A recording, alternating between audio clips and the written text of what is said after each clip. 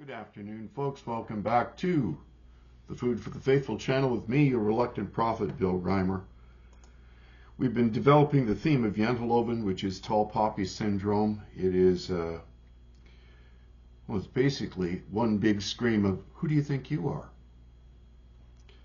So I'll begin with a further discussion about Janteloven, since it forms the petri dish in which social consensus grows.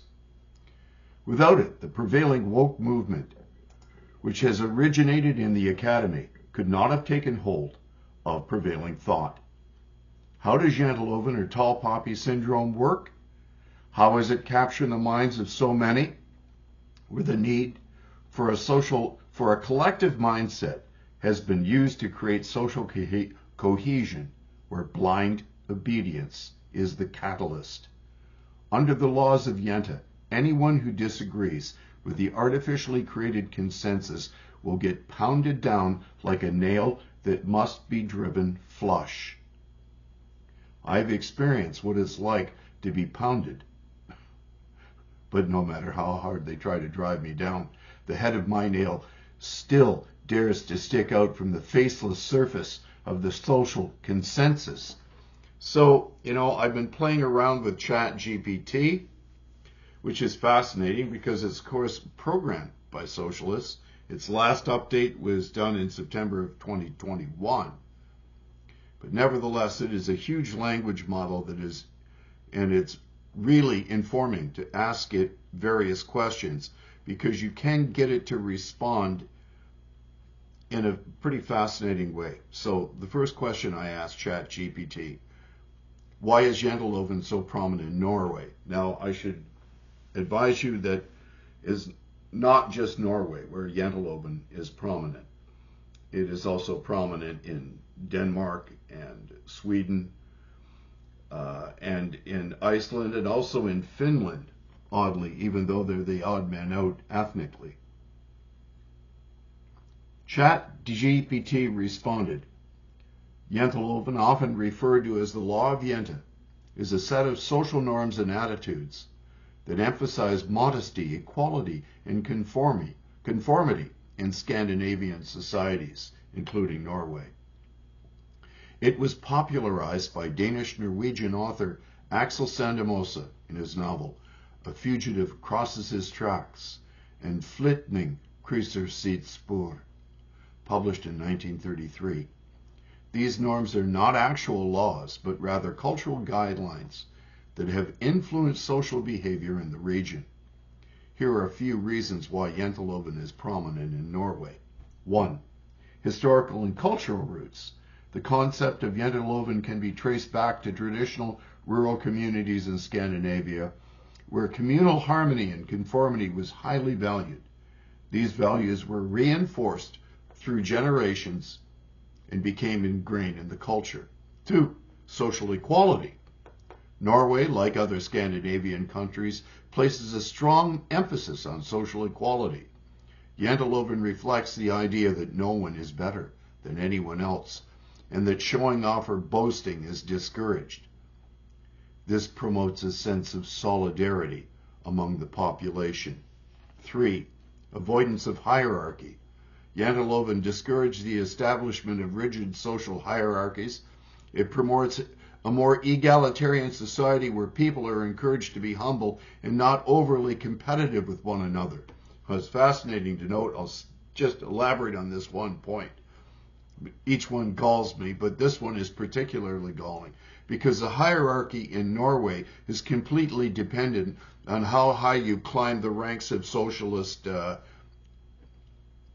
autocracy. So the ranking socialists in Norway are their elite. 4. Collectivism. Norwegian society values collectivism and cooperation. Janteloven encourages people to prioritize the well-being of the community over individual achievement. 5. Cultural influence. Janteloven has been popularized through literature and cultural references, making it a recognizable aspect of Norwegian identity. Many Norwegians are familiar with the concept and its underlying principles. I would say that all are. It is important to note that while Jente is influential in Norwegian society, it is not universally embraced by all Norwegians, and its impact may vary among individuals and in different contexts. Some people may see it as a positive force that fosters a sense of equality and community, while others may view it as restrictive or stifling of individual ambition. End of quote from ChatGPT on that subject. So, you know what the real problem with the Nazis were? Their insane and evil use of eugenics. It has made it impossible to inquire how group behaviors are related to genetics. Among ethnic Norwegians, the effect of Jente is universal, perhaps particularly among those Norwegians who hate it the most, since they cannot escape its cloying demands at maintaining cultural consensus and homogeneity. A sad but unrelenting fact of life in Scandinavia, or even among expat communities of ethnic Scandinavians who may now live abroad. So, my next question to ChatGPT, to flesh out this whole idea of social collectivism and what its origins are. Since critical theory is the dialectical philosophy behind the prevailing woke ideological movement, I asked ChatGPT the following. How long has critical theory been influencing K-12 in Ontario, Canada? Since that's where I live. I live in Ottawa now, but originally I'm from the Niagara Peninsula. ChatGPT replied, critical theory has been influencing K-12 education in Ontario, Canada for several decades. It became prominent in the late 20th century and has continued to evolve since then. The extent of its influence may vary over time and across different schools and educational institutions, but its impact on curriculum, pedagogy, and discussion about social justice and equity has been significant in the province's educational landscape.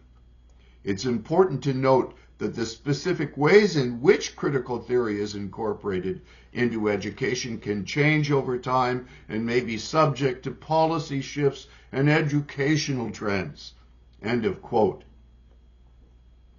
This makes decades of provincial government and the school teachers the government employs complicit in indoctrinating our children with cultural Marxist lies. But to what end? How does the dialectical arguments employed by critical theorists work? The dialectical argument borrowed from Hegel requires combining two elements which are mutually exclusive and contradictory. Hegel's dialectics is the dialectical method of argument employed by 19th century German philosopher J.W.F. Hegel, which, like other dialectical methods, relies on a contradictory process between opposing sides. Hegel's dialectical method is a method of argument that involves process between contradictory sides. Hegel uses it to develop his philosophy of logic, epistemology, and ethics. Hegel's dialectic is based on the concept, and I don't know if I'm pronouncing this German word correctly, Aufheben. I'll have my wife correct me on that one, which means to cancel and preserve at the same time. Cancel and preserve at the same time. You can't make this shit up. Hegel criticizes Plato's dialectics for being unable to get beyond skepticism and nothingness. Hegel combines two mutually exclusive elements to create a synthesis between them. Or as Hegel put it, the result of the dialectical process is a new concept, but one higher and richer than the preceding. Richer because it negates or opposes the preceding and therefore contains it. And it contains even more than that, for it is the unity of itself and its opposite. Marx and Engels use Hegel's dialectic to form the basis of the argument for communism, which is now known as dialectical materialism. When the social scientists from the Frankfurt School realized that Marx and Engels had got it wrong, that the proletariat was never going to rise up against the bourgeoisie, they didn't discard the use of Hegel's dialectical argument. Rather, they transformed it into critical theory. Here, in the very simplest terms, is how it works. Agenda. Rid society of the socially constructed differences between the sexes to create equity. Man, thesis. Woman, antithesis. Men and women are identical is the synthesis, which is why today we have a judge on the U.S. Supreme Court telling us that she can't tell the difference between a man and a woman because she hasn't consulted a biologist. The fact remains, despite all the radical attempts to create false equity using logical fallacies, that the obvious differences remain. Men receive a Y chromosome from their father, who in turn received it from his father. These chromosomes genetically determine outcomes that are not merely socially constructed. The concept of humans being born as tabula rasa, or blank slate, has been debated in philosophy for centuries. While the woke argue that individuals are born with a clean slate and are largely shaped by their experiences and environment, the science contends that genetic factors and innate characteristics play a significant role in shaping a person's identity and abilities.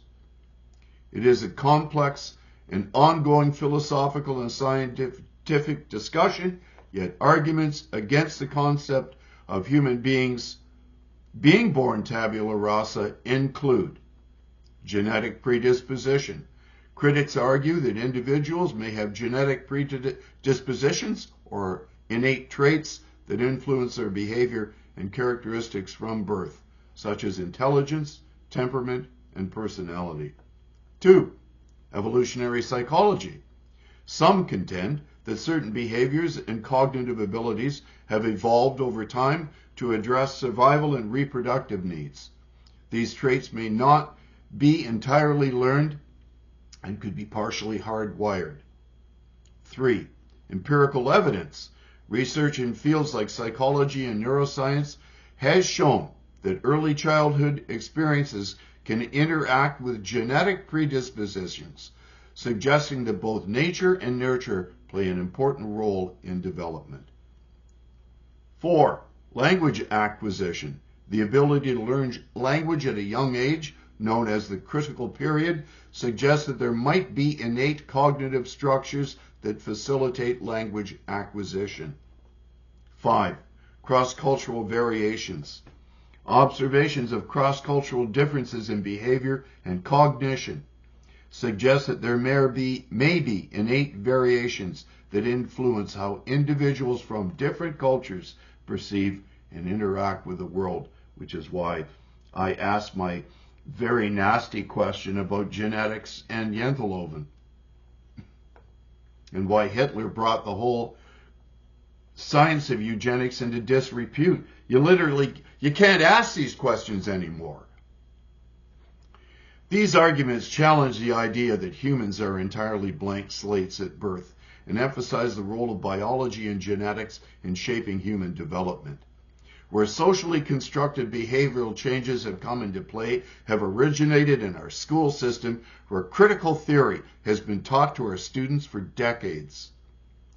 There is a clear line of causality to the present outcome of a woke generation of students who are the products of a school system which has been captured by cultural Marxists.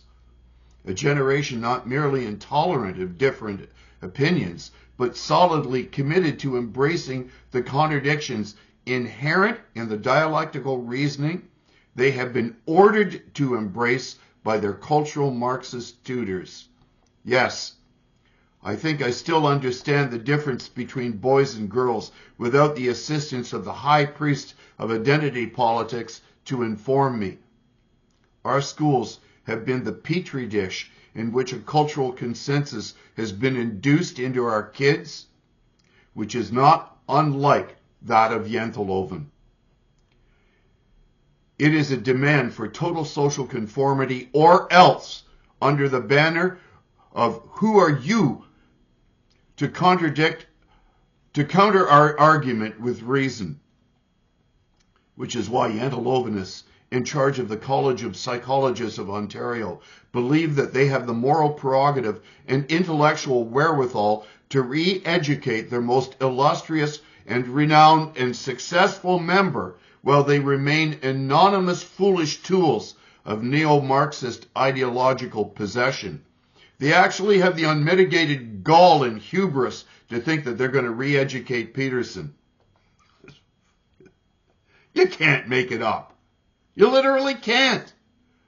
The contradiction is inherent in every argument. Which is their argument? Socialists attack the core idea of parliamentary sovereignty because they are fundamentally distrustful of the political process and therefore seek to limit it in every possible manner. Our current situation is proof. And it's not just with the Liberals or not just with the NDP. The Conservatives have done it too. They are attempting to replace parliamentary oversight with the abstract doctrines of so-called progressive experts who invariably get everything wrong. It's time to reject Hegel's dialectical nonsense to restore reasoned discourse, ethics, epistemology, and ontology to our school system. Neo-Marxists who employ a reworked version of Marx and Engels' dialectical materialism do not belong in our classrooms.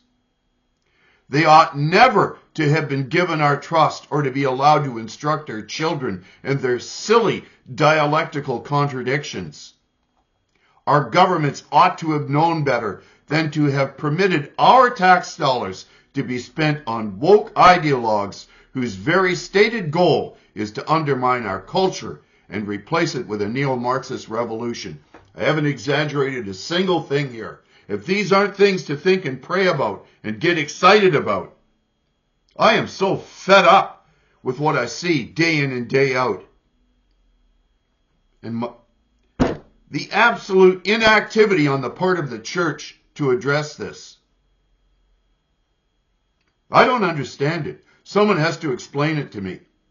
There must be a Hegelian dialectic in there somewhere. So these are things to think and pray about on this September the 18th, 2023. God bless you all. Have a wonderful afternoon.